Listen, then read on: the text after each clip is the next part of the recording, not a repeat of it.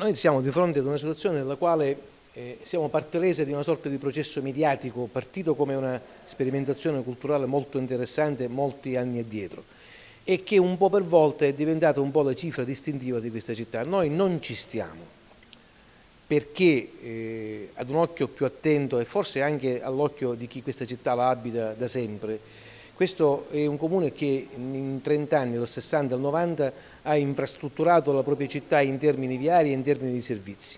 Tra Gerri e Riposto ci sono tutte le scuole di ogni ordine e grado, università esclusa, c'è stata una grandissima infrastrutturazione viaria di servizi e quindi è chiaro ed evidente che più che contare le opere incompiute, che oggi sono pochissime, ora vi spiego perché, dovremmo contare le opere invece che sono state realizzate.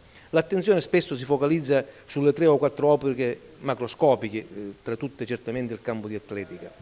E su questo c'è da dire che quello che abbiamo fatto noi in questi mesi è quello di rendere quantomeno sicura la frequentazione dei gerresi. Una delle leggende metropolitane è che la piscina sia stata costruita per sbadataggine o per imperizia tecnica 1 o 2 metri o 5 metri o 10 metri più piccola della misura olimpionica. Questo è assolutamente falso, non corrisponde alla verità. La piscina, come tutte le opere realizzate, è perfettamente misurabile ed è 33,33 per 25, che è una tipologia che sta tra la 25 e la 50 ed è perfettamente omologabile per nuoto sincronizzato e competizione di pallanuoto. Tra l'altro all'invaso principale ne è costato un altro di riabilitazione e ci sono dentro la struttura 600 posti a sedere proprio perché pensata come struttura agonistica.